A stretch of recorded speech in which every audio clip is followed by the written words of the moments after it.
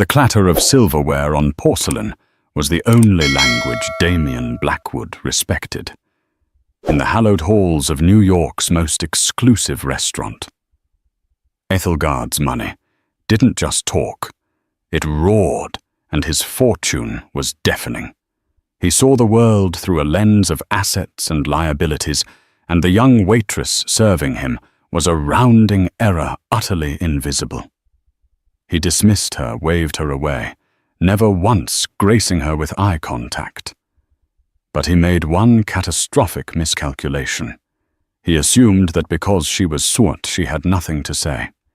He was about to learn that some of the most powerful voices are forged in the quietest fires. The weight of the silver tray was a familiar burden on Claire Sullivan's palm. It was a solid, tangible thing in a life that had become distressingly ephemeral. Here within the velvet-draped, crystal-adorned walls of Ethelgard's, she was a ghost in a crisp black uniform, a silent cog in a machine designed to cater to the whims of men and women who would never know her name. Tonight her ghost was serving table 12, a prime corner booth occupied by the human equivalent of a thundercloud, Damien Blackwood. She knew the name, of course. Everyone in New York who followed the relentless pulse of finance knew it. Blackwood Capital was less a firm and more a force of nature, a corporate hurricane that swept through the market, leaving behind a trail of dismantled companies and newly minted billionaires. Damien Blackwood was its cold, calculating eye. His face, which she had only ever seen on the glossy pages of business magazines, was even harsher in person. Sharp angles, eyes the color of a winter sky, and a mouth that seemed permanently set in a line of impatient disapproval. From the moment he sat down, he radiated an aura of profound indifference. He did not look at her when he ordered the restaurant's most expensive bottle of scotch, a single malt aged for 50 years that cost more than her monthly rent. He simply pointed a manicured finger at the menu, his gaze fixed somewhere over her left shoulder. Still water. No ice. He'd clipped his voice a low baritone that cut through the restaurant's hushed symphony of quiet conversation and distant piano music. Claire had learned the art of self-effacement. It was a survival skill in this ecosystem. She made herself smaller, her movements economical, her voice a soft murmur. "Of course, sir." She existed only as a pair of hands. Hands that poured the water without a single splash. Hands that presented the scotch for his curt, dismissive nod. Hands that placed the leather-bound menu before him. He never looked up. He was scrolling through something on his phone, his thumb moving with a predatory swiftness. For 10 minutes he sat in absolute silence. The scotch untouched the menu, unopened a black hole of energy in the opulent room. Her station was a small alcove near the kitchen doors where she could observe without being observed. Her friend and fellow waitress, Sophie, sidled up to her, wiping a stray drop of wine from a polished glass. "Table 12 is in a mood tonight," Sophie whispered, her eyes flicking towards Blackwood. "Marcus is sweating bullets. Apparently his guest is Julien Dubois, the French tech mogul. Big deal." Claire's posture stiffened almost imperceptibly. Julien Dubois. Her father used to speak of him, calling him a true innovator, one of the few visionaries in a field of imitators. Her father. The thought was a familiar, painful tightening in her chest. She pushed it down back into the locked box where she kept all the memories of the life she once had, the life before Blackwood. She didn't know for a fact that Damien Blackwood himself was the man who had signed the final papers, the one whose pen stroke had shattered Sullivan Holdings, and with it her family. But she knew his company was the one.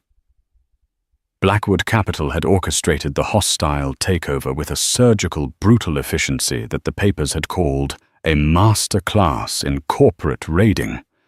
They hadn't written about the aftermath, her father's broken spirit, the sale of their home, the trust funds that evaporated overnight, and her trading a degree in art history and linguistics from Columbia for an apron and a notepad.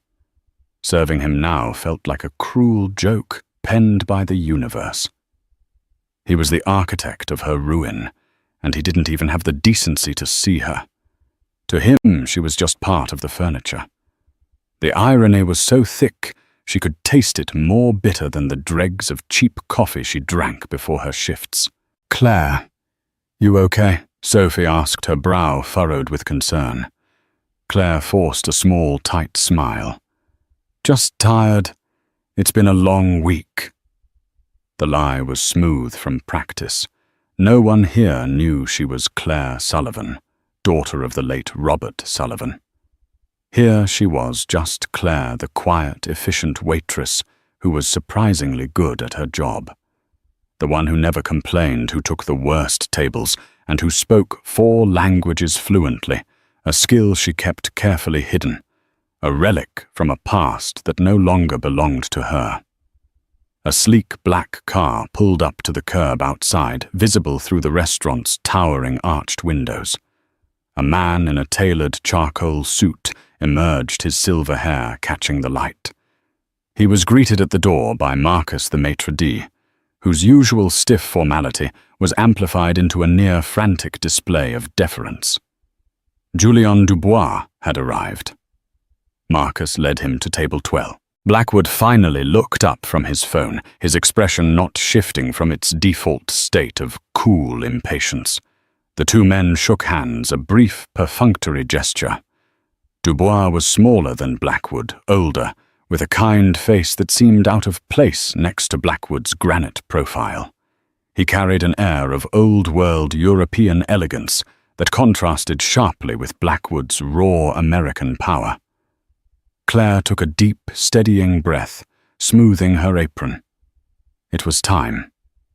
She picked up her notepad, her face a carefully constructed mask of professional neutrality, and walked towards the table. Towards the man who held her past in his ledger books, and the man her father had once admired. "Good evening, gentlemen. May I take your order, or would you prefer to start with an aperitif?" she asked, her voice calm and even. Dubois offered her a polite smile. Blackwood didn't even flinch. He just stared at his guest, as if Claire were a disembodied voice in the room. "We will order now," Blackwood stated. His gaze still locked on Dubois. He didn't ask his guest what he wanted. He simply began to dictate. "He'll have the seared scallops to start, then the filet mignon medium rare. I'll have the steak tartare, and bring another bottle of the scotch." He waved a hand in her direction, a gesture of dismissal. "That will be all." Claire held her ground for a half-second longer than necessary, a tiny, silent act of rebellion. She met the cold, unseeing gaze he was directing past her, and held it even though he wasn't looking at her. He wouldn't remember her face, but she would never forget his. "Very good, sir," she said, her voice betraying none of the acid churning in her stomach. She turned and walked away, the weight of the silver tray, now feeling like the weight of her entire fallen world. The ghost of Ethelgard's had a name and a memory, and tonight she had a feeling that something was about to change. The kitchen at Ethelgard's was a world away from the serene opulence of the dining room. It was a chaotic ballet of heat steam and shouted commands. Flames leaped from pans, and the air was thick with a dozen competing aromas. For Claire, it was a sanctuary of sorts. Here the pressure was immediate and physical, a welcome distraction from the psychological warfare she waged against her own memories out on the floor. She relayed the order for table 12 to the head chef Jean-Luc, a temperamental genius who respected precision above all else. Filet for Dubois, medium rare. Tartare for Blackwood, she said, her voice steady. Jean-Luc grunted his acknowledgement, his focus already on the slab of prime beef he was butchering. As she waited for the appetizers, Claire organized her station with meticulous care, wiping down already clean surfaces, polishing silverware that already gleamed. It was a way to channel the nervous energy coiling in her gut. She could feel Damien Blackwood's presence like a drop in atmospheric pressure, a cold front that chilled the entire room. To him, this dinner was a transaction, a necessary step in the acquisition of whatever part of Julien Dubois' empire he was targeting. People to men like Blackwood were not partners. They were assets to be leveraged or liabilities to be cut. She knew that better than anyone. When the scallops seared to a perfect golden brown were ready, she carried them to the table. Blackwood and Dubois were speaking in low, serious tones. Dubois was gesturing with his hands, his English accented but clear. Blackwood was leaning back, his expression unreadable, listening with an unnerving stillness. Claire placed the plates down with practiced grace. "Your seared scallops, Mr. Dubois, and the steak tartare, Mr. Blackwood." Dubois looked up and gave her a brief, appreciative nod. Blackwood ignored her completely. His focus was absolute. He picked up his fork and took a bite of the raw, seasoned beef, chewing with a methodical intensity, as if analyzing a balance sheet. The conversation at the table grew more animated as the meal progressed. Claire moved in and out of their orbit, refilling water glasses, clearing plates, a silent phantom in their periphery. She caught snippets of their talk discussions of server architecture, market penetration, proprietary algorithms. It was clear that Dubois was passionate about the technical and creative aspects of his company, while Blackwood was interested solely in the numbers, the potential for growth, and the efficiency of the operation. The main courses were served. The filet was cooked to perfection. The tartare was seasoned impeccably. Yet the tension at the table was palpable. Dubois was becoming frustrated. He was trying to explain a nuanced, complex concept, a core piece of his company's innovative technology that he clearly felt was being undervalued. "You see, Mr.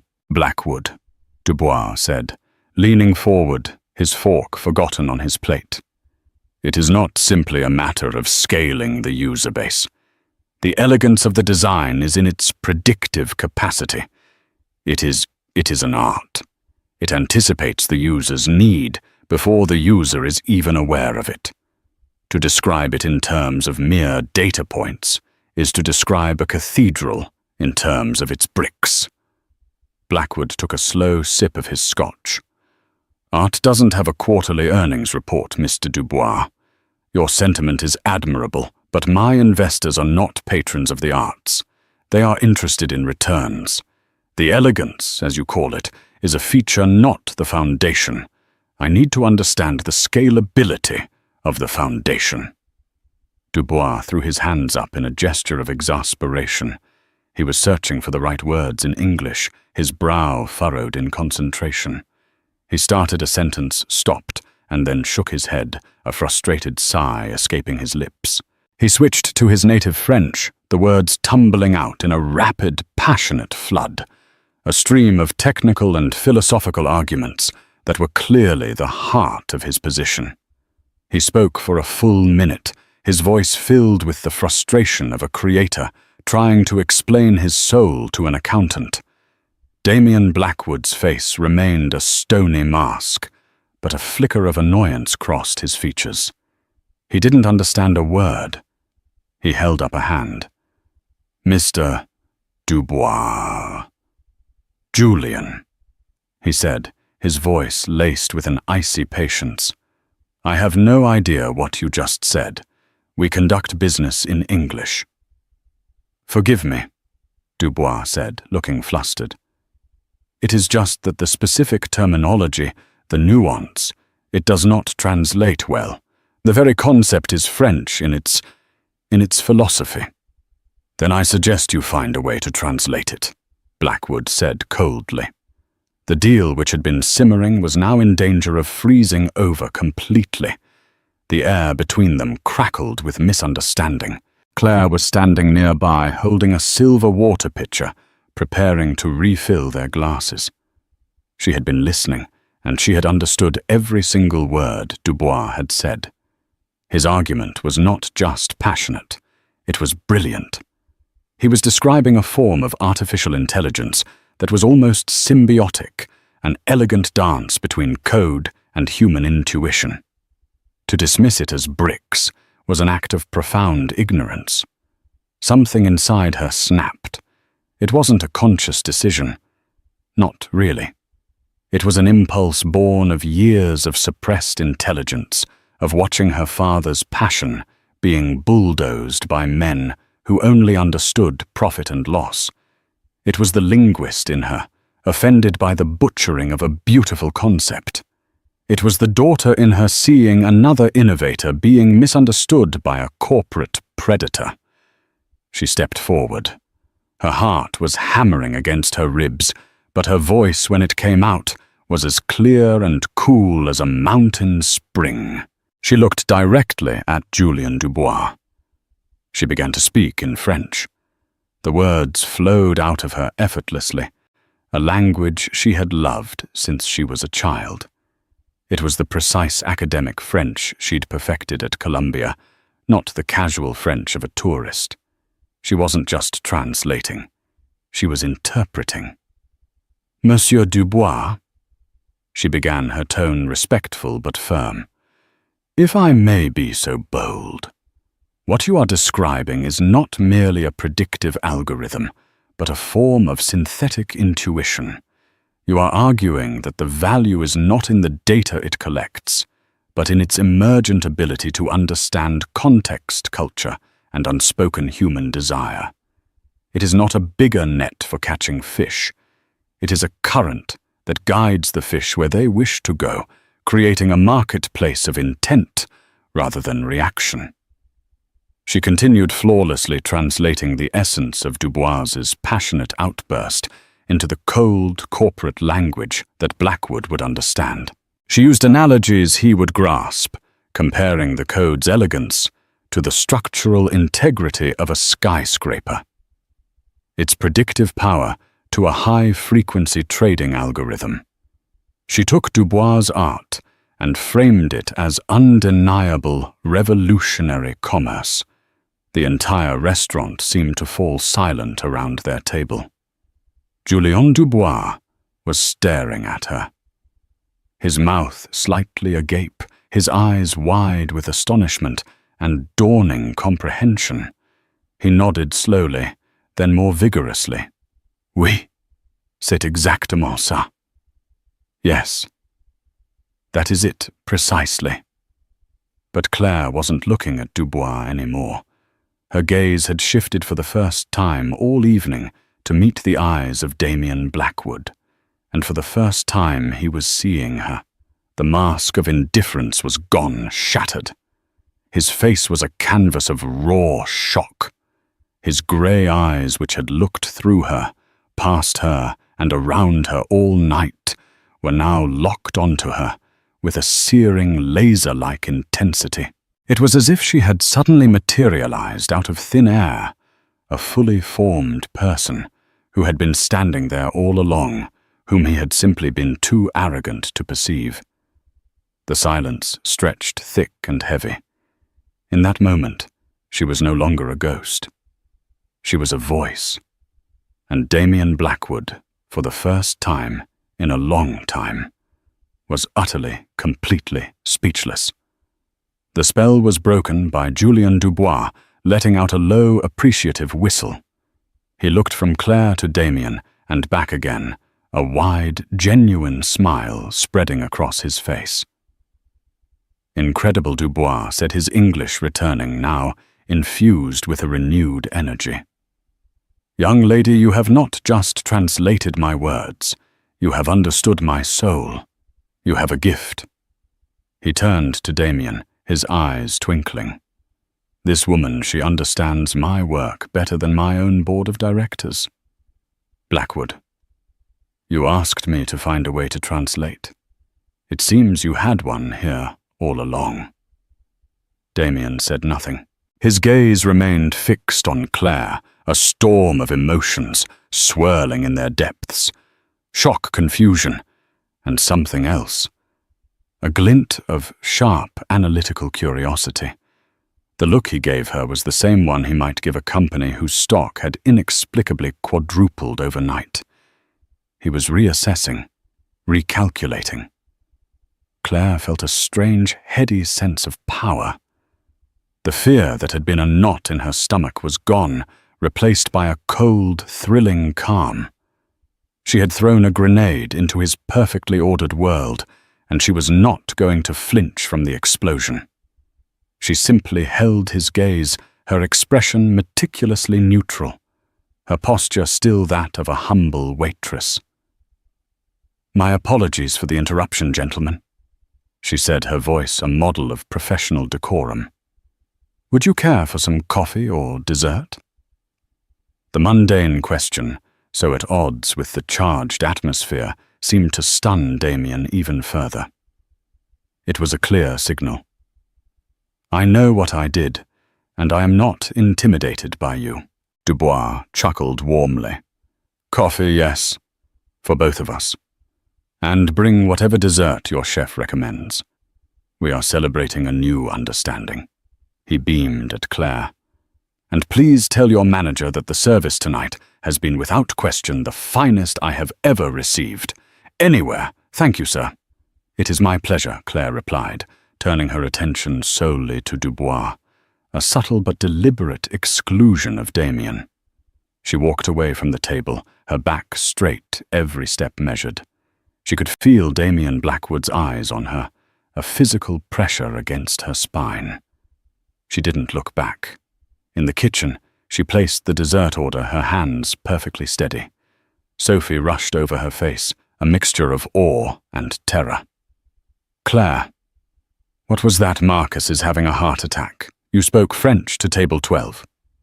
He was having trouble communicating," Claire said simply, retrieving 2 clean coffee cups. "You didn't just speak French. You sounded like you were negotiating a treaty." I saw Blackwood's face. I've never seen him look like that. It was like he'd seen a ghost. He has, Claire thought. The ghost of the girl whose life he wrecked.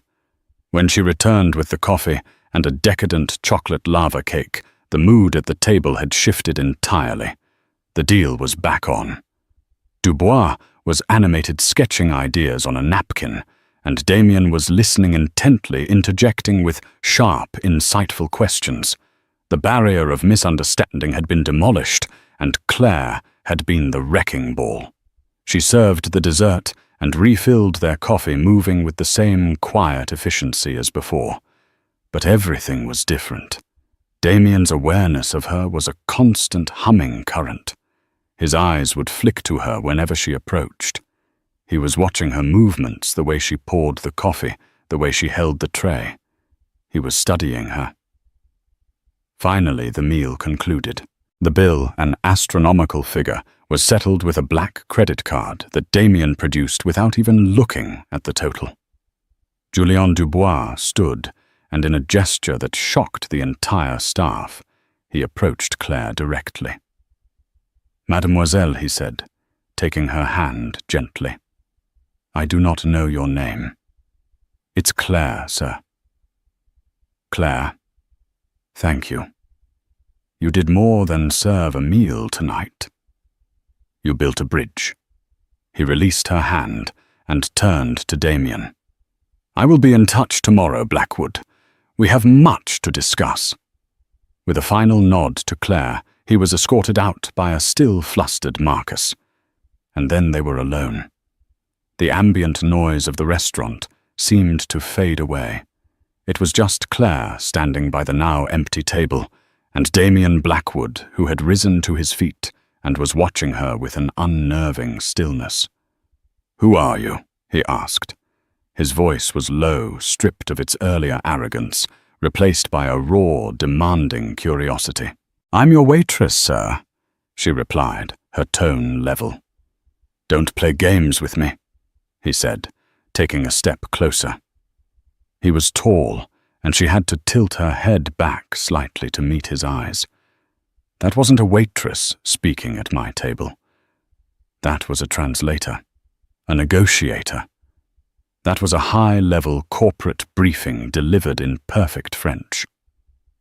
"Where did you learn to speak like that?" "I studied linguistics," she said, offering a piece of the truth, but not the whole of it. "Linguistics," he repeated, as if tasting the word. At some community college, the condescension was back a familiar weapon. "Columbia University," she replied, and had the deep satisfaction of watching another flicker of surprise cross his face. He was silent for a long moment, processing.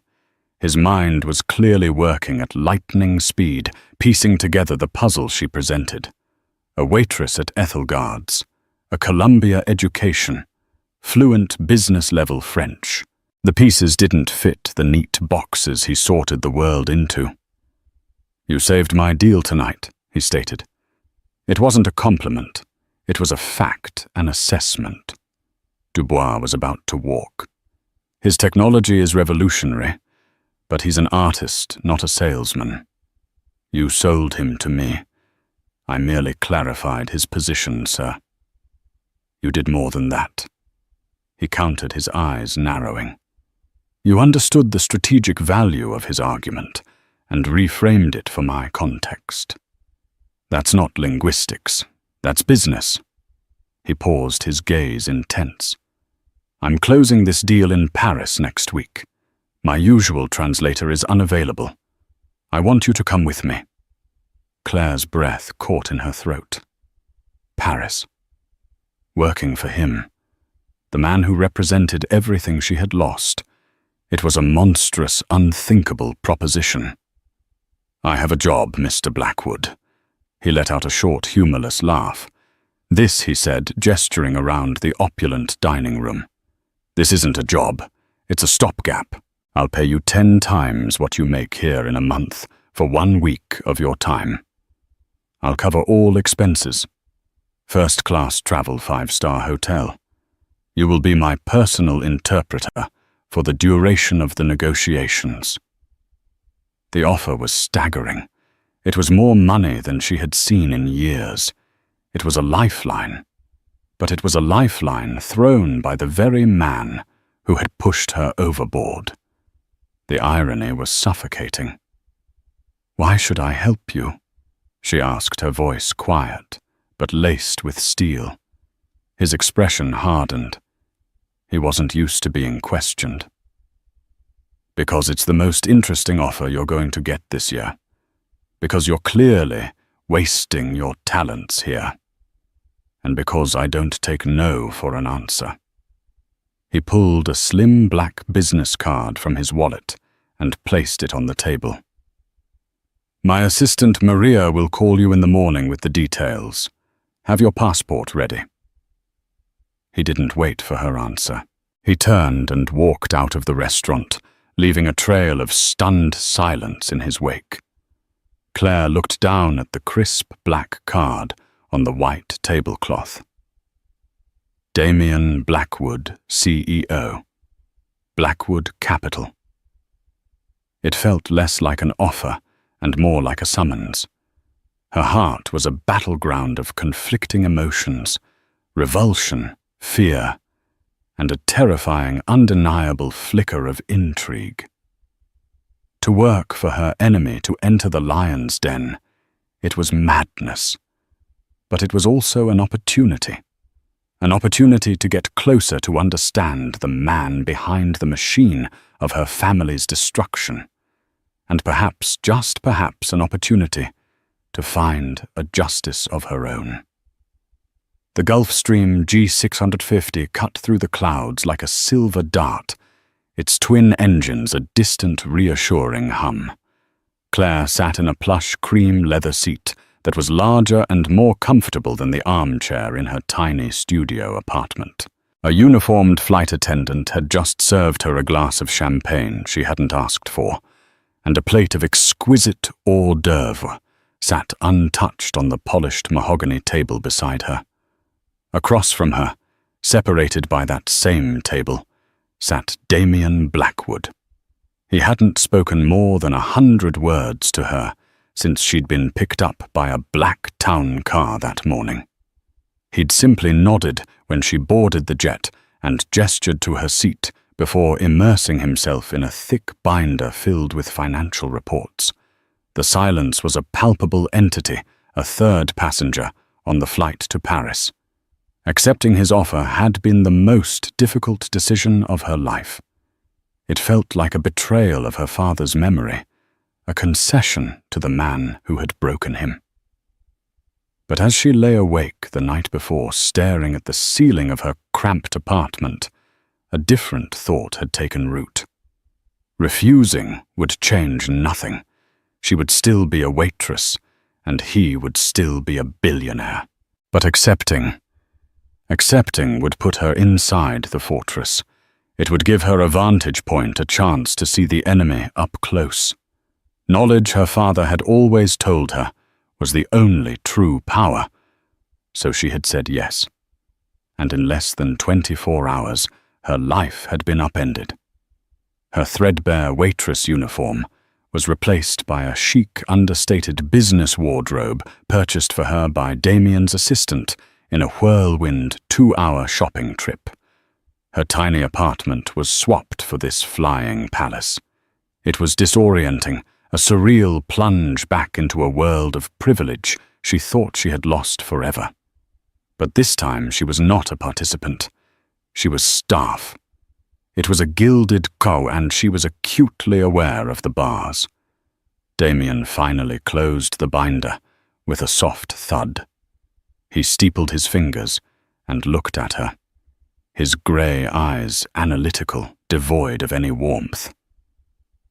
"We need to establish the ground rules," he said, his tone crisp and impersonal. "In Paris, you are not Claire the waitress. You are my communications consultant. You will be present in all meetings with Dubois and his team.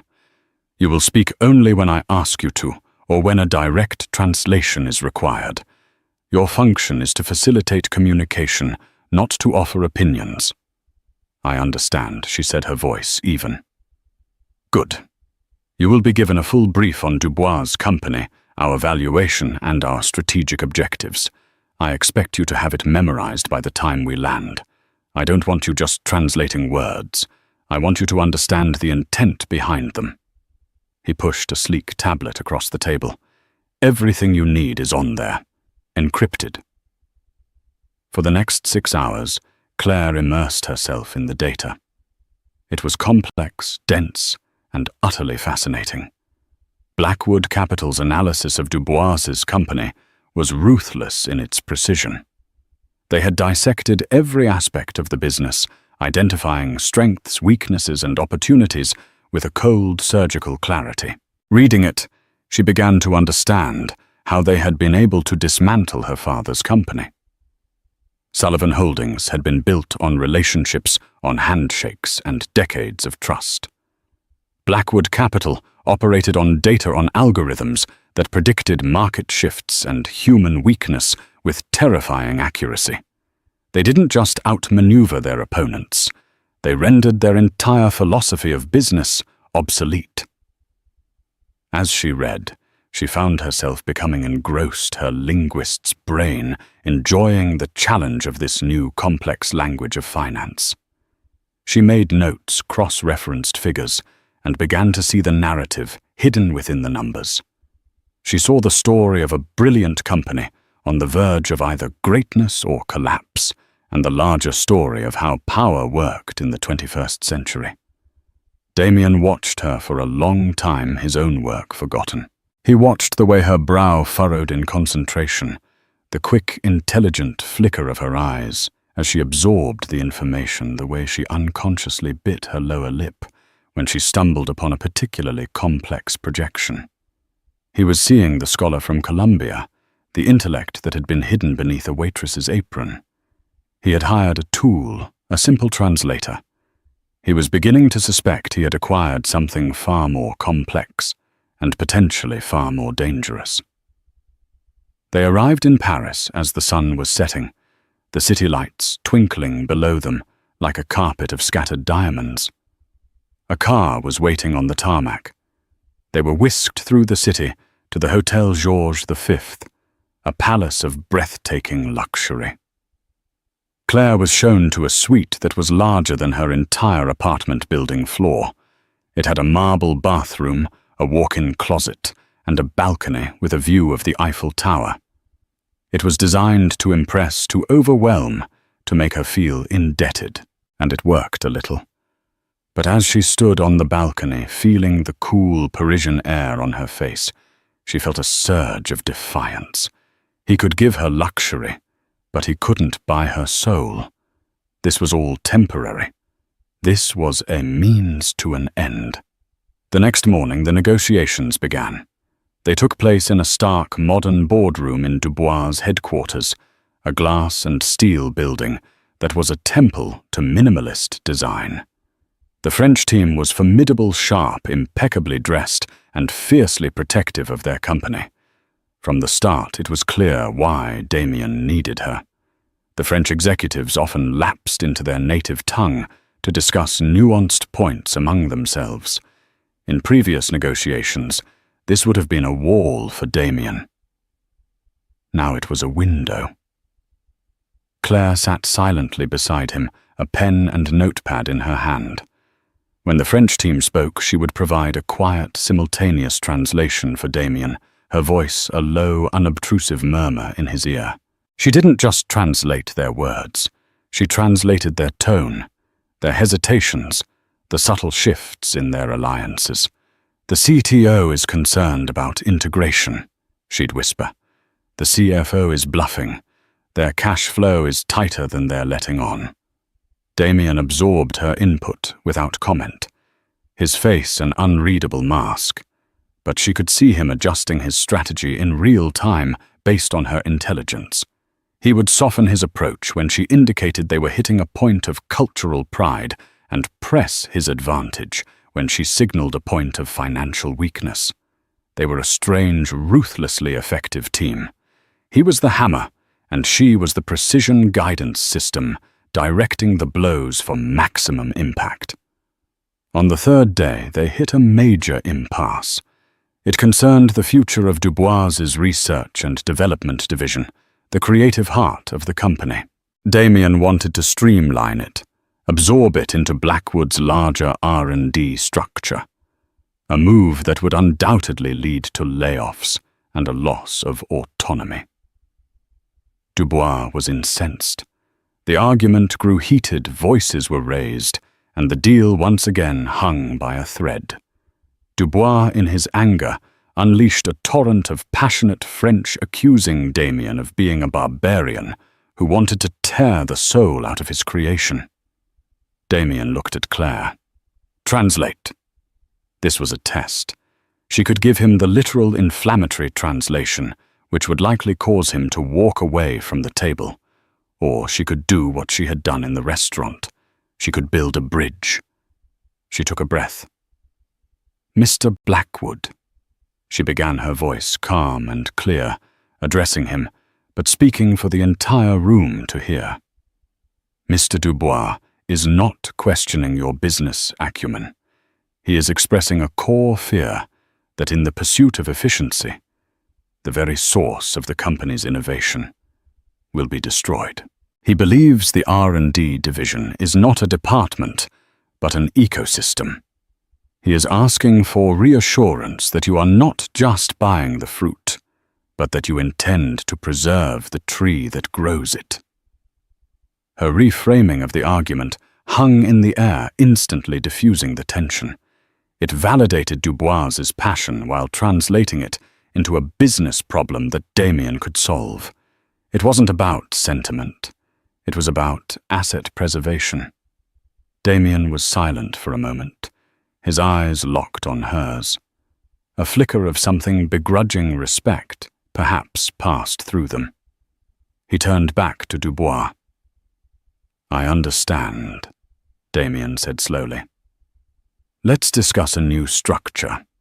A semi-autonomous innovation lab funded by Blackwood Capital, but creatively directed by you. Let's preserve the tree."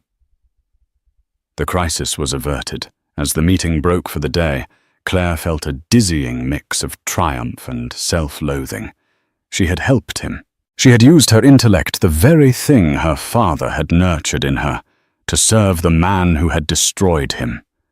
The gilded cage had never felt more suffocating. She was becoming good at this, and that terrified her more than anything. That evening, Damien announced they would be having dinner with the Dubois team to celebrate the breakthrough in negotiations. It was not a request. Claire found a simple, elegant black dress laid out on her bed, another product of the efficient and all-knowing Maria. It fit perfectly. The dinner was at a Michelin-starred restaurant, tucked away in a quiet Parisian arrondissement. The atmosphere was convivial, filled with the relief of a deal pulled back from the brink. Wine flowed and laughter echoed in the private dining room. Claire sat quietly observing a ghost at the feast. Damien was a different person in this setting. He could be charming when he chose to be engaging in witty banter with Dubois, discussing art and history with a surprising depth of knowledge. Claire watched him trying to reconcile this cultured man with the corporate predator she knew him to be. It was a disquieting realization he wasn't a one-dimensional villain. He was complex intelligent, and in some ways captivating, and that made him even more dangerous. Late in the evening, Julien Dubois raised his glass to her.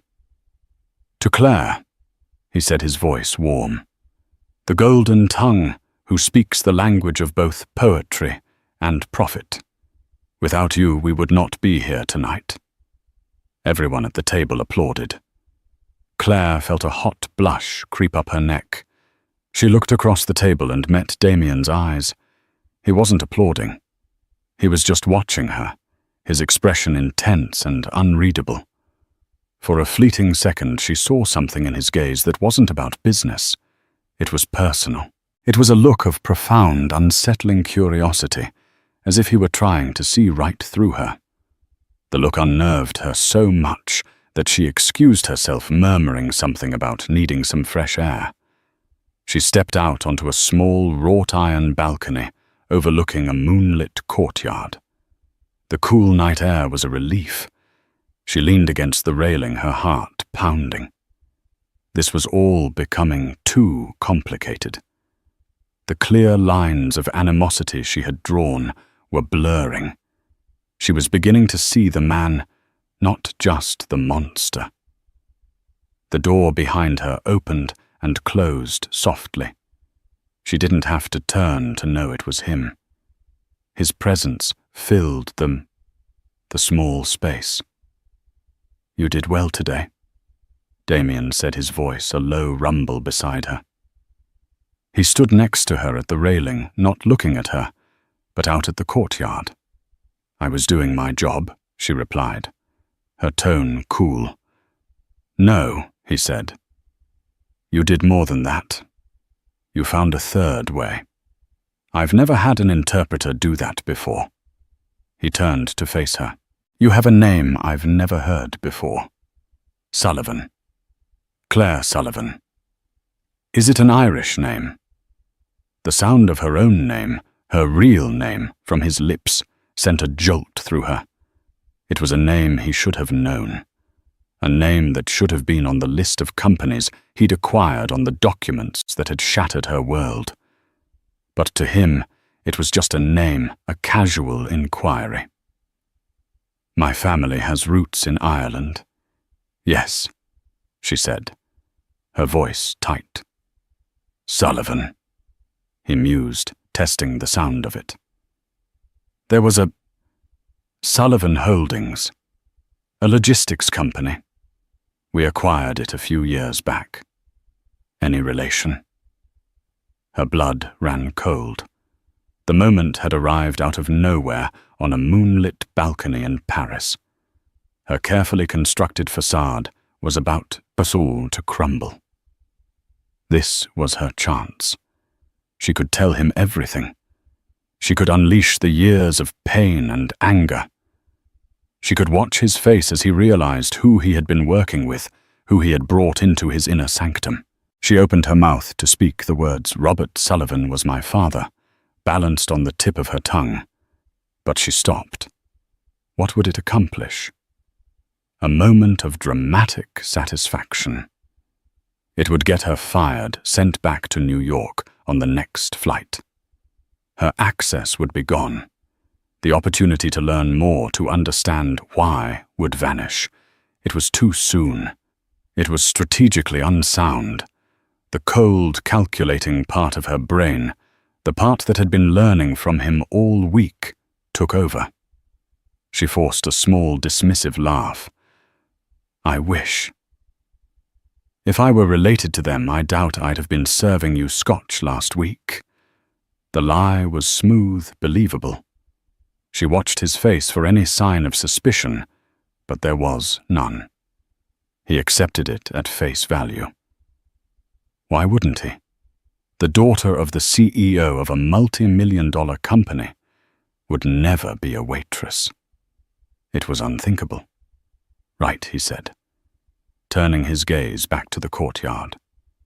The moment passed. The opportunity was gone. Relief and self-loathing warred within her. She had been a coward. No, she had been strategic. She had preserved her position. The justification felt hollow.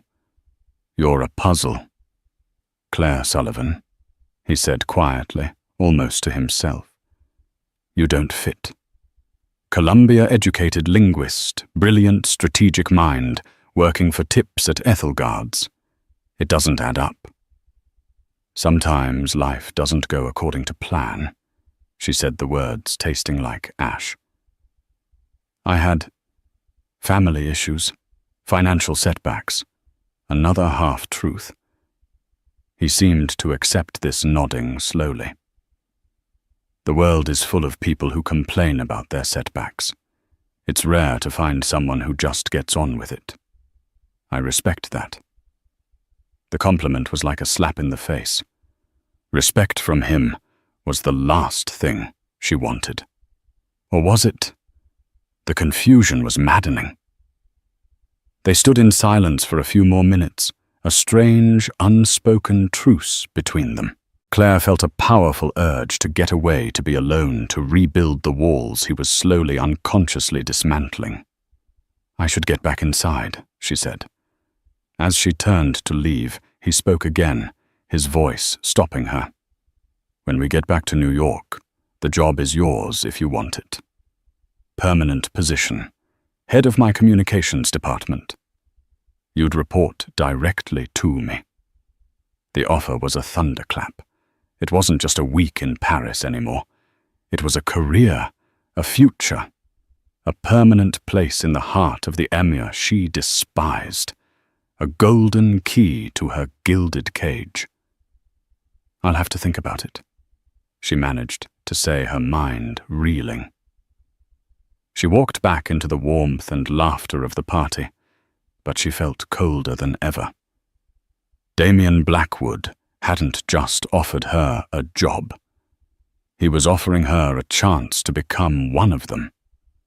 And the most terrifying part was, for a split second, she had been tempted to accept.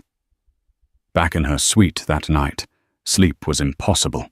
His casual mention of Sullivan Holdings replayed in her mind. He didn't remember it with any significance. It was just another transaction. But for her, it was everything. Driven by a new, fierce urgency, she opened the encrypted tablet he had given her. It contained the Dubois deal files, but she wondered what else she could access. She was logged into the Blackwood Capital Network. With trembling fingers, she navigated to the internal search function. She typed in Sullivan Holdings. Her heart hammered as the search results populated. There were dozens of files, acquisition proposals, financial audits, transition plans. Most were locked, requiring higher security clearance. But one was not. It was a simple file of correspondence, a collection of internal emails from the time of the takeover. She opened it. The emails were mostly dry corporate jargon, but as she scrolled down, a name caught her eye. George Peterson. He had been her father's chief operating officer, a man her father had trusted like a brother. He had stayed on after the acquisition. She read an email from George to a senior VP at Blackwood Capital, dated 3 months before the takeover had even been announced. It contained an attachment, a detailed confidential report on Sullivan Holdings' internal vulnerabilities, its key client dependencies, and the precise psychological profile of her father, Robert Sullivan, noting his aversion to conflict and his loyalty to his senior staff. It was a betrayal, a stab in the back. Her father hadn't just been outmaneuvered in the market, he had been sold out from the inside. This wasn't just business, it was a conspiracy. George Peterson, the man who had delivered a tearful eulogy at her father's funeral, had been the mole. But who at Blackwood had he been corresponding with? She scanned the to-field of the email. It wasn't a VP. The email, with its devastating payload, had been sent directly to one person, Damien Blackwood. The screen blurred through the tears welling in her eyes. It was worse than she had ever imagined. Damien hadn't just been the indifferent CEO signing papers. He had been the puppet master, the one actively cultivating the betrayal that had broken her father and her family. He hadn't just conquered Sullivan Holdings, he had poisoned it from within. The last of her confusion and ambivalence evaporated, burned away by a white-hot rage. He had offered her a job, a future. He had looked at her with something approaching respect, and all along he had been carrying this venomous secret. The whispers of the past had become a roar, and now she knew her purpose. She would not just observe, she would not just survive. She would find justice, and she would use his own power, his own system against him. The flight back to New York was a masterclass in controlled fury. Claire accepted Damien's job offer with a calm, calculated yes, the words feeling like a declaration of war. The decision was no longer about temptation. It was about ammunition. She would enter the fortress not as a guest, but as a saboteur. Her first months at Blackwood Capital were a dizzying immersion into the enemy's world.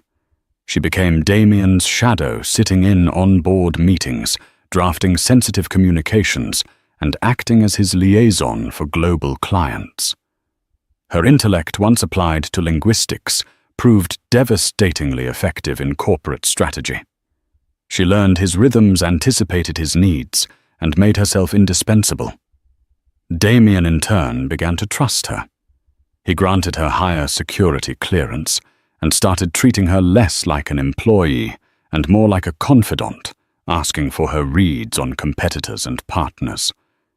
Each piece of trust she earned was both a victory and a poison. She was using the skills her father had nurtured to aid the man who had destroyed him. All the while she was digging. Late at night in the silent, empty office, she used her access to sift through digital archives. She found fragments of the conspiracy-damning emails between her father's COO George Peterson and Blackwood executives, encrypted payment records to Peterson's offshore account. She was building a case brick by painstaking brick. The final piece, the smoking gun, came from an unexpected source. While organizing files for a corporate retreat, she gained access to the physical archives. In a dusty box labeled Acquisition Preliminaries, 2019, she found it a single, handwritten memo from Damien to his legal team. It was a list of pros and cons for the Sullivan Holdings takeover. Under the prose column, he had written 2 phrases that made her blood run cold: Peterson leverage, and right below it, CEO weakness, emotional attachment to staff. He hadn't just outmaneuvered her father. He had profiled him, identifying his goodness and loyalty as a vulnerability to be exploited. This wasn't business. It was a character assassination executed on a balance sheet. She photographed the memo, her hands shaking. This was everything. Her first instinct was to go to the press and ruin him. But public humiliation felt insufficient. Damien would survive a scandal. He would pay a fine issue, a non-apology, and move on. It was a destructive, impersonal act. She wanted something more. She wanted him to face the human cost of his leverage. She needed a direct confrontation. She scheduled a meeting the next day, under the pretense of finalizing retreat details. He cleared his afternoon for her. Claire walked into his panoramic office and placed her tablet on his desk without sitting down. "I believe you should see this," she said, her voice unnervingly calm. She swiped and the image of his handwritten memo appeared. His smile vanished. "Where did you get this?" he asked, his voice low and dangerous. "From the archives," she said, swiping again to show the Peterson emails, then again to the offshore payment records. With each swipe, the color drained further from his face. She saved the final piece for last. She swiped one more time, and a photograph filled the screen, a smiling, kind-eyed man with his arm around a teenage girl. The girl was Claire. The man was her father. Damien stared at the picture, his gaze flickering from the smiling girl on the screen to the cold, composed woman before him. The pieces clicked into place with a shattering force. "Sullivan." He breathed the name, a ragged whisper. "Sullivan Holdings." "Robert Sullivan was my father." Claire said each word a final, damning truth. "You identified his loyalty as a weakness to be exploited. You didn't just acquire his company, Mr. Blackwood. You destroyed a good man. His mask of command and control didn't just slip. It disintegrated, revealing the man beneath, finally forced to see the ghost he had created." The silence in the office was absolute. Damien sank into his chair, the color drained from his face as he stared at the photo of Claire and her father. I didn't know," he stammered. "What do you want? Money, name your price." Claire laughed, a short, bitter sound. "You think this is about money? My father built a community, and you saw it as an asset to be stripped. Your brand of justice, scorched earth, isn't mine. Ruining you won't help the hundreds of employees who lost their jobs and pensions." Instead of leaking the story to the press, she slid a new proposal across his desk. It wasn't a demand for a settlement. It was a charter for the Sullivan Foundation, an entity to be funded with a $50 million endowment from Blackwood Capital. Its mission to support employees displaced by hostile takeovers, with her father's former staff being the first beneficiaries. It wasn't revenge, it was restitution. Damien read it, stunned. This was a more profound punishment than any public scandal, a permanent monument to his actions, funded by his own fortune. "All right," he said, his voice hoarse. "I'll do it." As Claire turned to leave, he called after her, "Wait. Will you stay?" She paused at the door, her expression unreadable. "My work here isn't finished, Mr. Blackwood," she replied, her voice firm. "We have a foundation to build." Claire's journey began in the shadows of a world that refused to see her, but she refused to remain invisible. Her story is a powerful reminder that true strength isn't always loud. Sometimes it's the quiet, observant voice that speaks a language no one expects. She proved that you don't need an army to topple an empire. You just need intelligence, courage, and an unbreakable will to fight for what's right. She didn't just seek revenge. She demanded restitution, transforming her pain into a legacy of hope for others. If Claire's story of resilience and unexpected justice moved you, please give this video a like to show your support. Share it with someone who needs a reminder of their own hidden power. Most importantly, subscribe to our channel for more stories that uncover the extraordinary in the ordinary. What would you have done in her place? Let us know in the comments below.